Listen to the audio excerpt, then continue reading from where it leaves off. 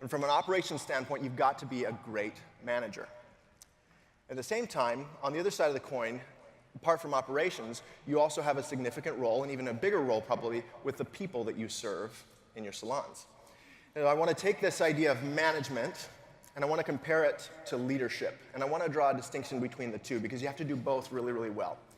The idea is that we manage things, schedules, hours, processes. We manage things, and we lead people. There's a very big difference between those two. When we try to manage people, they don't tend to respond well. Take yourself as Exhibit A. When we lead people, it inspires them, it motivates them.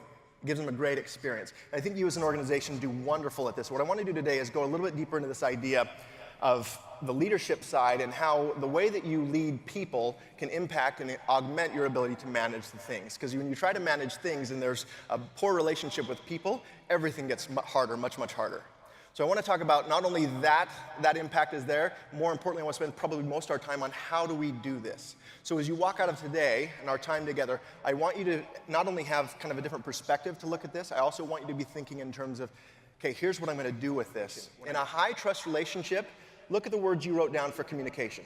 Typically when we do this with an audience, I'll hear words like fun, energizing, engaging, easy, open, transparent, actual communication.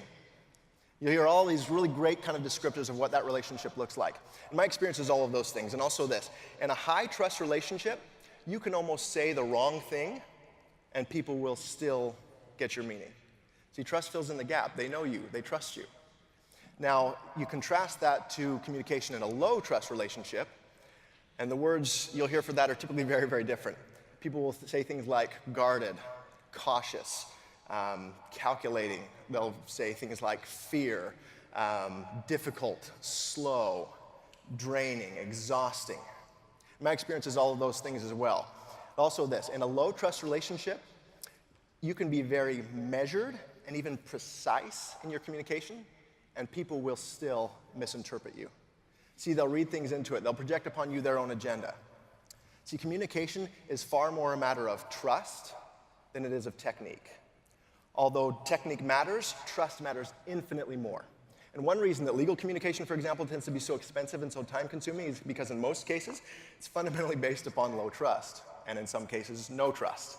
And as a result, it takes a lot of time and costs a lot of money.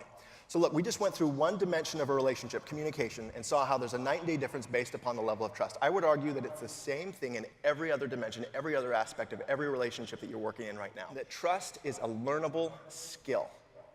A skill. And you heard that right.